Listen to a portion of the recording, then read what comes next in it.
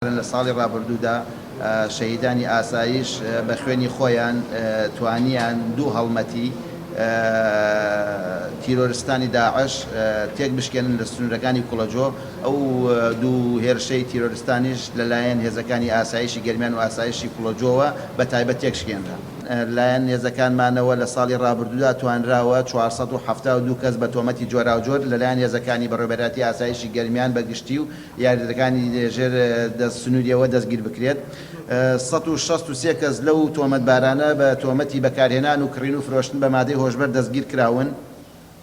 هەروە 55 تۆمەتبار بە تۆمەتی تیرۆر و هاوکاریکردنی تیرۆر بە پێی مادەکانی 2، 3 و 4 تیرۆر دەستگیر کراون.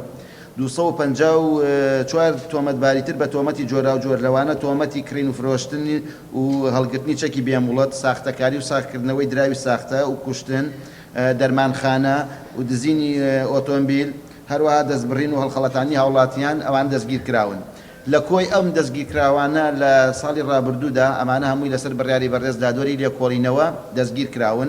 84 تۆمەتباریان مەسەرەن لە کۆی ئەوانە سزای زیندانیکردن و پێبژاردنوان دراون، سزا دراون. 95 کەس لەو تۆمەتبارانە دۆسیەکانیان تاکو ئێستا ئیحاڵی دادگای تاوانەکان کراوە لەبەرەوەی لەلایەن دادگای تاوانەکانەوە بڕیاری یەکلاکەرەوەی لەبارەوە دەدرێت. 68 کەس لەو تۆمەتبارانە تاکو ئێستا دۆسیەکان لە قۆناغی لێکۆڵینەوەدایە و 225 تۆمەتبار لەسەر بڕیاری بەڕێز دادوەری لێکۆڵینەوە ئازاد کراون.